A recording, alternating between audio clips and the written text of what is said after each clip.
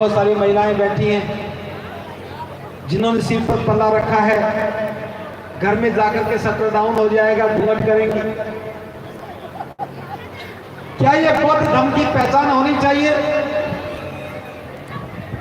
तो कौन कह रहा है कि महिलाएं घूंघट करें और बुद्ध की शरण में आने के बाद भी घूंघट करें, बुद्ध पूर्णिमा के उत्सव में आने के बाद भी घूंघट करें?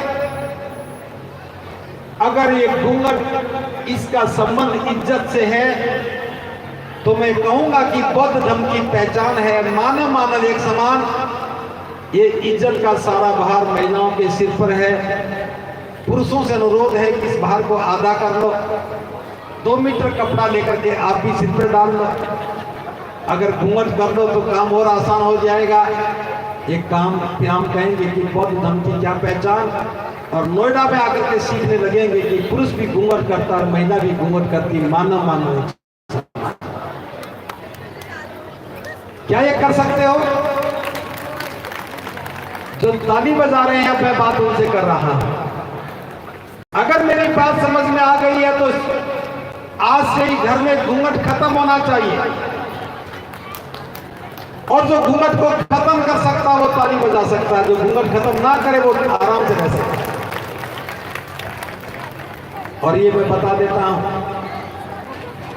जितनी ताकत ताली बजाने में लगी है, घूंघट को हटाने में इतनी ताकत की भी आवश्यकता नहीं है। बस आपको एक बार कहना है हम बौद्ध हैं और बौद्धों में घूंघट नहीं होता है, तो 2 उंगलियां काफी हैं घूंघट हटाने के लिए, और वो खुद अपना ही हटा ले।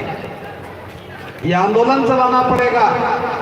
बौद्धों की पहचान बननी चाहिए। जो व्यक्ति बौद्ध है उसके घर में घूंघट नहीं होना चाहिए।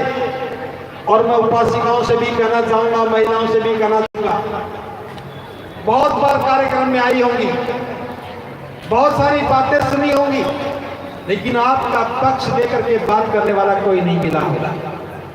आज पहली बार कोई आपका पक्ष लेके बात कर रहा है।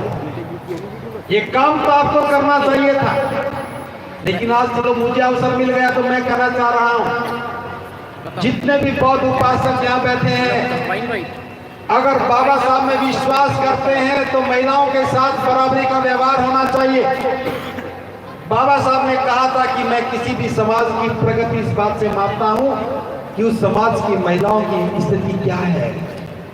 अगर महिलाएं घूंघट में हैं, अगर महिलाएं अंधविश्वास में हैं, अगर महिलाएं डरती हैं, तो फिर बौद्ध बनने का कोई अर्थ नहीं है। इसलिए पुरानी परंपराओं को, पुराने प्रतीकों को और पुरानी पहचान को खत्म करना चाहिए।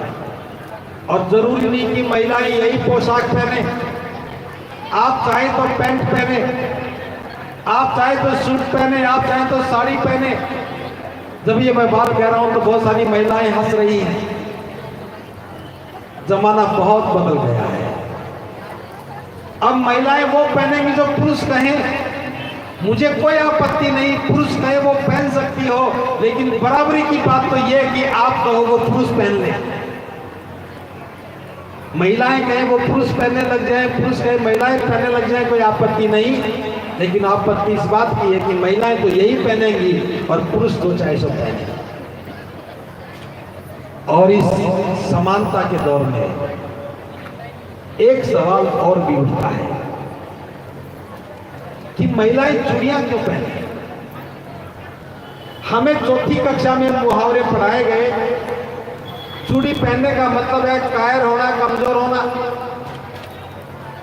और जब शादी होती है तो लड़का पक्ष की ओर से पहला उपहार दिया जाता है, अगर रिश्ता मंजूर है तो चूड़ियां पहन लो।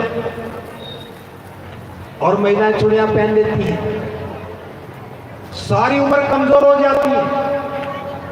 मैंने बहुत सारी महिलाओं से पूछा कि चूड़ियां क्यों पहनती हो? कहती है हमें अच्छी लगती है। और किसी भी पुरुष को चूड़ियां अच्छी नहीं लगती। महिलाओं को अच्छी क्यों लगने लगी? कि मन में डर बैठ गया, चूड़ियां नहीं सुहाग है। अब चूड़ियों को सुहाग कह दिया तो महिला डर गई, भाई चूड़ी टूटनी नहीं चाहिए।